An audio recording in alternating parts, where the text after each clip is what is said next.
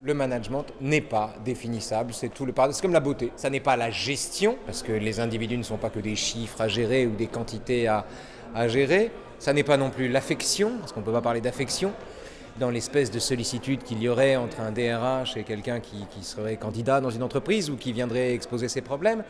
Donc c'est un mot en lui-même indéfinissable, et dont pourtant la réalité est, elle, tout à fait palpable. Pour bien comprendre peut-être ce que management pourrait signifier, il faut refaire son étymologie. Et c'est vrai qu'en latin, ça veut dire manipulation. Enfin, c'est la direction de la main. Manus agere. Et c'est ça qui est en jeu là aussi, c'est l'emprise qu'on peut avoir parfois sur ses salariés, la façon dont on exerce cette emprise, et de quelle façon aussi une telle emprise peut-elle être in fine libératrice pour celui qui la reçoit.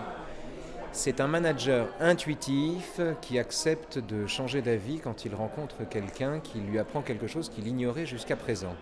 Et c'est quelqu'un dont le souci n'est pas seulement de cocher une case en recrutant quelqu'un, mais qui soit attaché à ce que cette personne-là a de singulier, non quantifiable, d'inévaluable, et qui pourtant au sein même d'une entreprise peut peut-être faire sa fortune. Pourquoi ? La question c'est pourquoi à compétence égale il faut recruter celui des deux qui fait du latin, alors qu'a priori ça sert à rien dans le métier, dans ce métier-là.